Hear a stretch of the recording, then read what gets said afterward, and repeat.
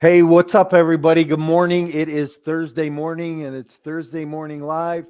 And yes, this is not my normal background. I am not in my office this morning. I'm on the road traveling in Wisconsin, speaking at a number of Wisco RIAs, the organization's called. It's Wisconsin Real Estate Investors Association. And there's about 7 different groups around the state, and I'm hitting them all in the next couple of weeks. So this week I've been in Green Bay and Appleton, and tonight I'm going to be in Kenosha, Wisconsin, and I'm actually talking about the 7 principles in multifamily investing and doing about a 90-minute deep dive into that and some systems and processes. So that's been a lot of fun. Had a chance to meet a whole bunch of great people.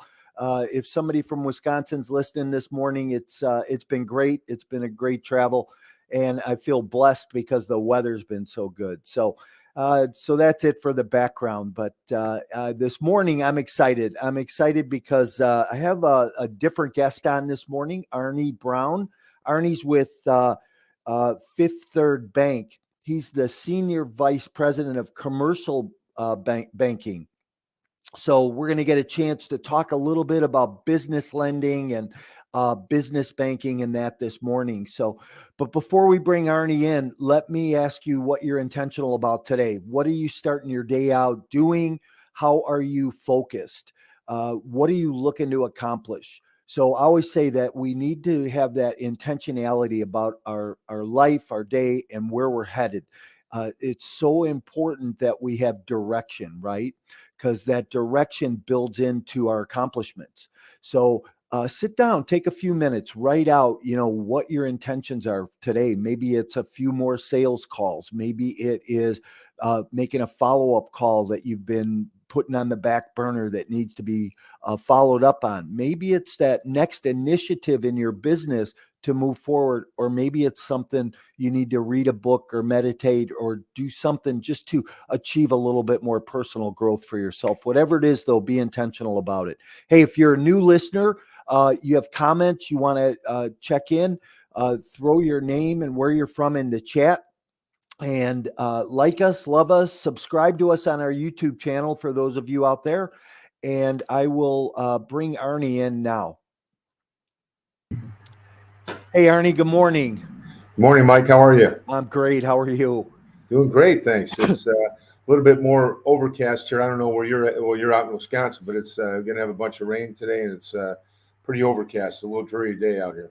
Yeah, nice. And I'm glad you're telling me that because I am up in Wisconsin. I'm in Green Bay, actually, and they're calling for snow here starting this morning. So I've been really grateful that the weather's been good, and I'm going to be able to hopefully get home before too much snow or get back to the Chicago area anyhow because I'm speaking in Kenosha tonight. So good to know that it's just rain out there and that hopefully the roads will be clear.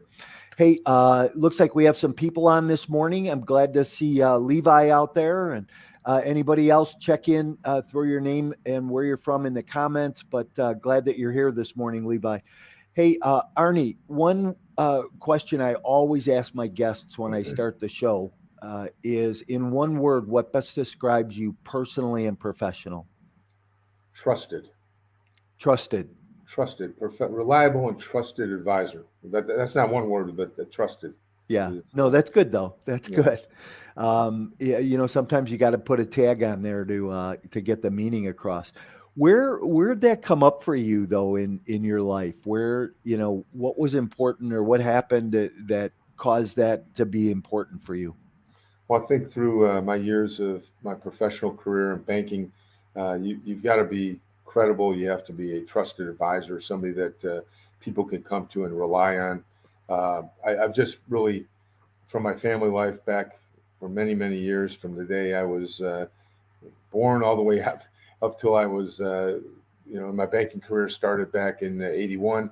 I've always been a person that has been credible and somebody that is transparent and people could rely on being accurate. I think that's the most important thing nowadays when I talk to my family, my kids, and friends. I just think that people need to be direct and upfront with each other, and rely on what they say.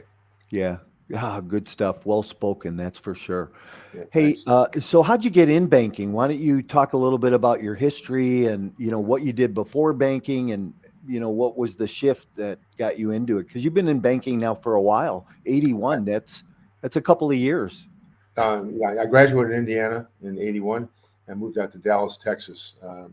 So I put on my cowboy boots and my cowboy hat early, and took my show out to Dallas, Texas, where I lived for about 12 years and got married out there. Um, yeah, when I was growing up, I was my dad was a successful dentist in Morton Grove, and I always thought that I might want to go into the dental field. I used to help him develop X-rays, and he had a little lab there, a dark room, and I would go in there and develop X-rays for him with his patients. At that point in time, you had to pull them out manually and make sure the room's dark. Now all these dentists have all the technology and everything's on the computer. So I thought I might want to go into dentistry, and one of my classes I took in college I was not real adept at, and that was chemistry. And I think that kind of pushed me away from the medical field. And then the idea of looking at people's mouths all the time and seeing blood and all that, and teeth didn't really attract me in the end. So I stayed away from dentistry, and I wanted to go more into a people business where I could be with meet a lot of different professionals and business owners and all that. So I started my career in Dallas, Texas, and commercial banking. I went through a big bank training program, First National Bank in Dallas, and learned my inroads on the manufacturers, wholesalers, distributors, all kinds of lending to those kind of organizations and companies, and spent about 12 years in Dallas, Texas, and went to a few banks out there. At that time, it was a pretty volatile market in the Sun Belt. There's a lot of problems with real estate and oil and gas. Not that I ever really got involved in that kind of lending, but there were a lot of bank mergers and all that. So I ended up with a couple banks, and really had a great start to my banking career that way. That's awesome. Hey, Dallas is a lot different today than it was back in the 80s. Yeah, it sure is. We go there. We still have family, and their transit system's amazing. They've got unbelievable retail all over the city. It's really grown up. The downtown area is magnificent. So it's a lot of fun. We were just there for Thanksgiving, and fun place to go, Mike. Yeah, no, I'm actually, I come home tonight from speaking in Kenosha. Tomorrow morning, I fly out and I fly to Dallas. Um, my daughter and her husband and grandkids live in out east near Odessa in a Okay. town called Colorado City. Oh, And okay. funny story is they have a small ranch and they raise show pigs. Nice. And I said to her one day, I go, God, you were a city girl. What happened? She goes, I don't know. So it's Yeah. kind of funny, but so there's a big competition this weekend. I'm going to go watch my kids show or my grandkids show pigs. So it's going to Ah, be fun. Looking forward to it. that's fantastic. What you might want to do first, though, is try out. I think the Packers are having some walk-on tryouts for next year, so you might be able to go out there and since you're up in Green Bay and help the Packers for next year. But Oh, I definitely probably could do that. Hey, funny story. I've never been up here. So I've never been to Green Bay. I've driven through to go like to the Upper Peninsula, sure. but I've never been here. So I got a chance to see Lambeau Field for the first time. I finished speaking the other night, and I was driving back to my hotel, and I'm like, man, what are all the lights? And it was Lambeau Field all lit up, and I was like, holy cow! It certainly is an iconic place. Oh yeah. Yeah. I have to come to a football game, and I'm not a big football fan, but I'll have to come to a football game Yeah, sometime. Mike, That's I for saw sure. the Bears play there this year, the second game of the year. It is quite a Oh, place. You go to Lambeau Field, the tailgating out there, the fans are magnificent. It's a great organization, actually. yeah, One to kind of you know, almost be jealous of, but they've done a great job out there. So yeah. it's a lot of fun. Yeah, you could tell it's really, there's a real community feel about it. Sure. around the field, the residential area that's around it, all of that. And they have all kinds of activities and stuff that go on right there outside the field. It was pretty interesting. So Good. um, so Arnie, you're a senior vice president of commercial banking. Man, that's a mouthful. What's speaking of dentistry, right? Yeah. What does that mean? Well, I'm not the senior vice president of commercial lending. There's many. I'm one of them. I've seniors probably because I've been doing it for so long, and I have gray hairs. But no, it's I've worked hard and tried to when you're in commercial banking, you go through when you're an early banker, you're learning the credit process. You're an analyst. You're supporting many bankers, commercial lenders of all types, and helping them analyze companies that they're looking at, hopefully bringing over as a client or existing business. So as time goes on, you get in the bank. I'm going to take it from the beginning. You get more on the analytical side early on. That's how these bankers are trained coming out of school, out of college. They go into a program and they learn credit, and they might be looking at a deal for a manufacturing company, a distribution company, a wholesaler, and they're working on the financial side of it. They're looking at all the financial statements, looking at trends and spreadsheets, trying to support the lenders such as me in trying to make sure that this is a viable opportunity. Obviously, you've probably heard that, a lot of banks lend money to people that don't need it and try to collect it back from people that don't have it. So that's, a lot of times that's, banks are not always doing the best thing there for their clients. But you've got to look out for the best structures. You have to take all these opportunities, and you look at financial statements. You look at their trends. What are they trying to do? Do they want to set up a line of credit for the company? Do they want to purchase some equipment? So you have to make sure the structures are proper. And this is a lot of stuff. I don't want to keep rolling on this conversation. I want to stop now, but all kinds of different structures we work on. Got it.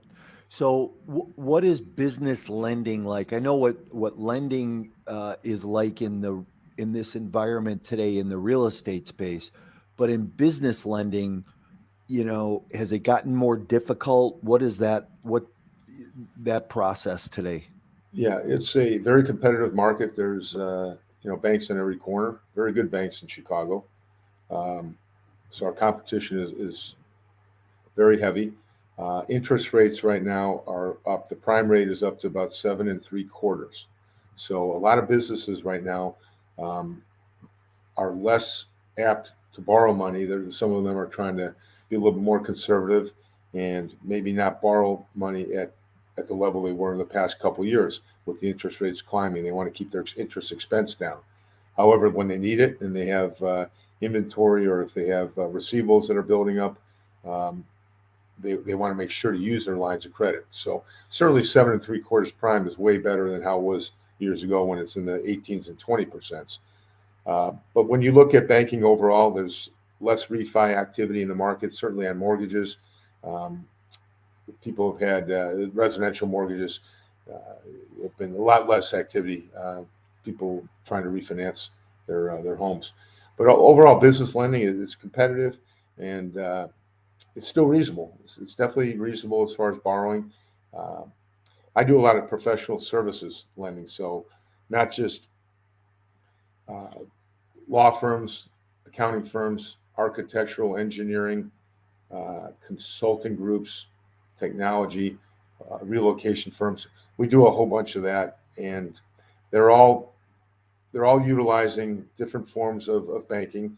It's not always just credit; it's deposits, it's treasury management. We try to do the right blend and make sure the things are set up properly. You don't want to give a company a line of credit if they want to pay that out over 3 years. Say like on a loan for equipment, or when you buy a car, even just keep it real simple. You're putting that on a fixed payout for 3 or 4 years. If you have a line of credit for a company, it's going to go up and down every every week, every month, depending on what the receivables are, the collections. So you want to structure that as a line. So that's how we do that, and we charge them interest every month on a line of credit. But when they do borrow for equipment or term financing, you do want to put that on a 3 to 5 year payout typically, and that kind of stuff. So, you said something interesting, that it's a competitive landscape out there. Sure.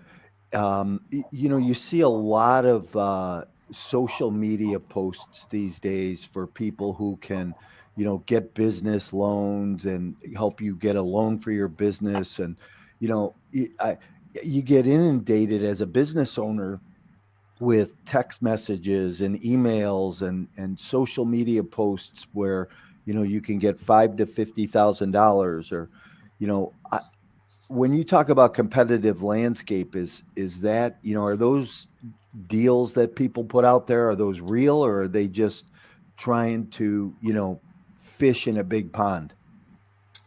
Well, there's a lot of a lot of stuff out there that's you get a lot of loan brokers or investment bankers, merger acquisition people that are putting things out there to many different banks. They're just trying to see if they can get the right fit. So there is a lot of activity. I'm not an M&A guy. I'm not an investment banker, but I certainly have surrounded myself with a bunch of quality folks in the M&A business, and I know their activity can go up and down fairly Yeah. regularly. It's a business where they multiples and earnings and all that. And it's amazing how these companies are selling nowadays. The multiples of their earnings, it's just outrageous. 10, 12 times EBITDA, that kind of stuff. It's all over the place. But no, there's plenty of stuff out there, Mike. There's when I say competition, it's one thing that you have to really understand. There's a lot of competition. However, banks want to be able to provide as much as they can themselves. So we don't just want to do a transaction, a loan. We want to have a chance to build a relationship with the entity. So we want to have their deposits. We want to have their loans and cash management.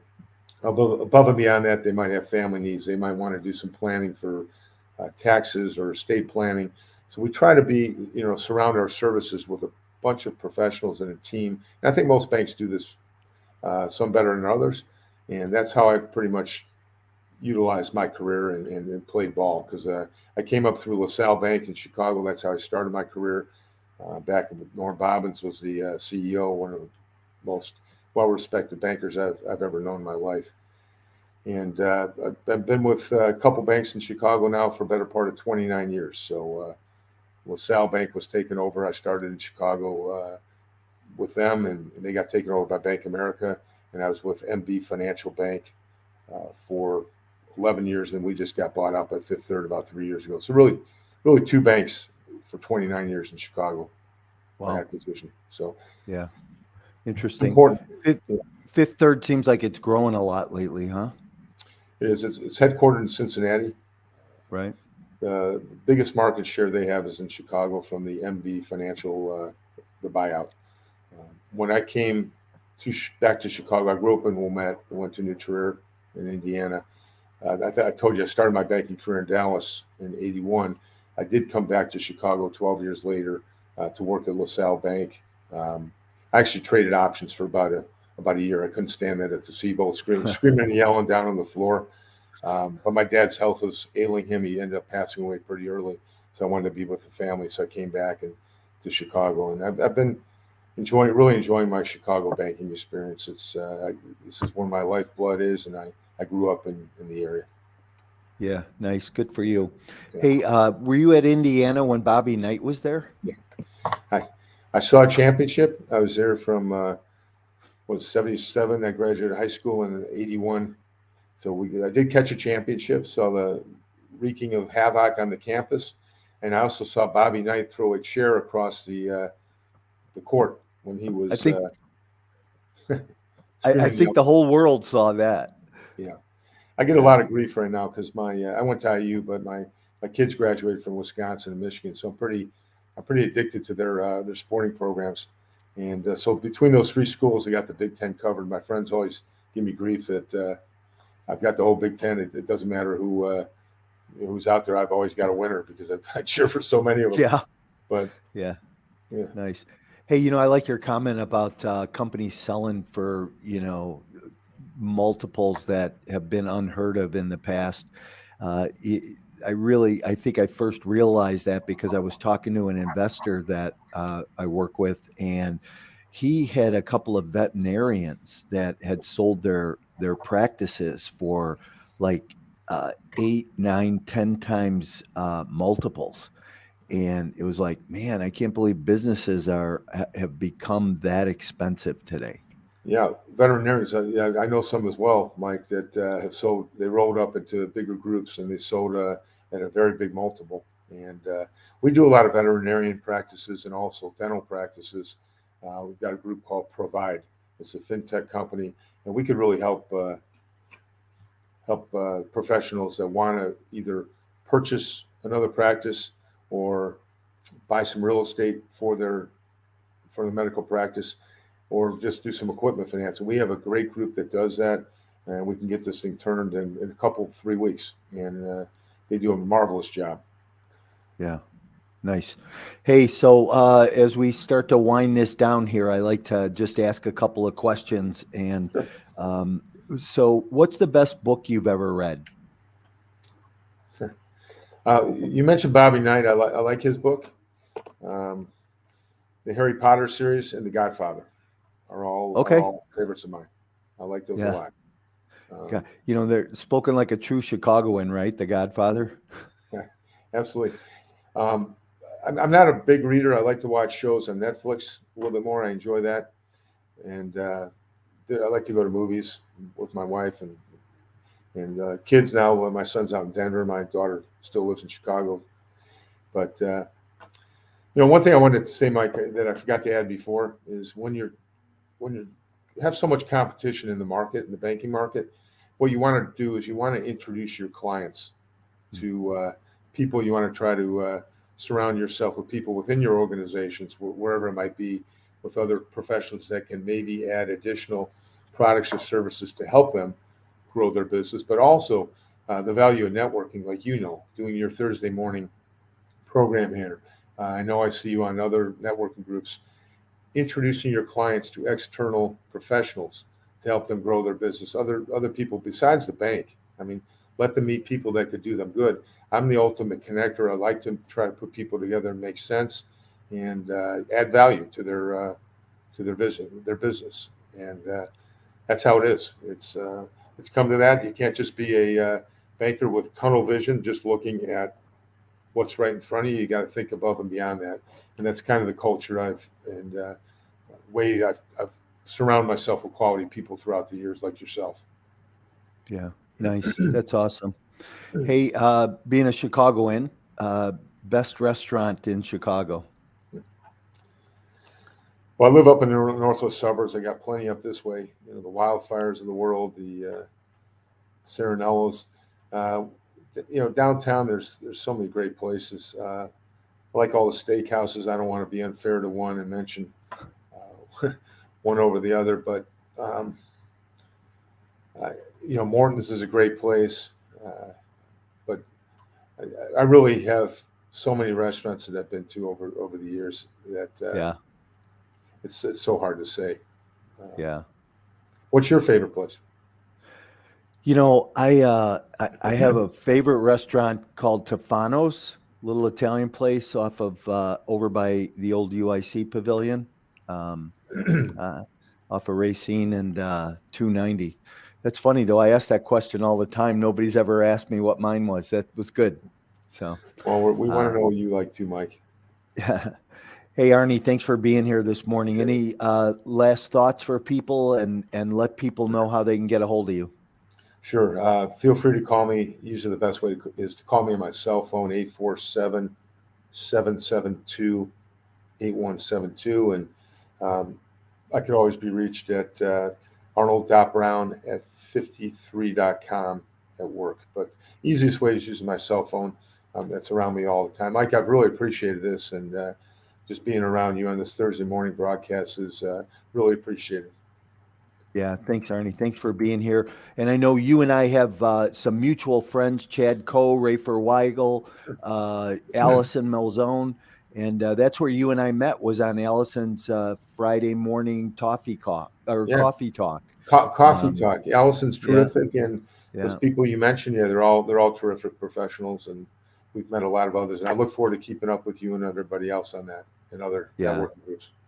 Yeah, it was awesome. So, hey, Arnie, thanks for being here. I'm going to move you to the back room. Let me say Thanks, Mike. goodbye, and then you and I'll hang out for a minute. Travel safe, my friend. Enjoy Thank Wisconsin. you. You bet. Hey, everybody, that was a good interview this morning with Arnie Brown from Fifth Third Bank. I hope that you got some enlightenment, especially if you're a business owner, entrepreneur looking to maybe get a business loan, grow your business, do something a little bit different, and you need some funding around that. So give Arnie a call. If you're an entrepreneur, if you're a Chicago based person, I love to have people on this show who are Chicago based entrepreneurs, business owners, service people. So throw your hat in the ring. Send me an email, and I would love to get together with you, have you on a Thursday morning, talk about you, talk about your business a little bit. So hope everybody has a great day, good week. We're here every Thursday morning. Don't forget us on Saturday for Multifamily Unplugged. At 10 a.m. Saturdays. We have a great guest this week. I think you're going to be really stunned by the growth that this individual and his companies had in the multifamily space. So, looking forward to seeing you soon somewhere. I'm sure our paths will cross. Have a great week, everybody, and look forward to talking to you soon.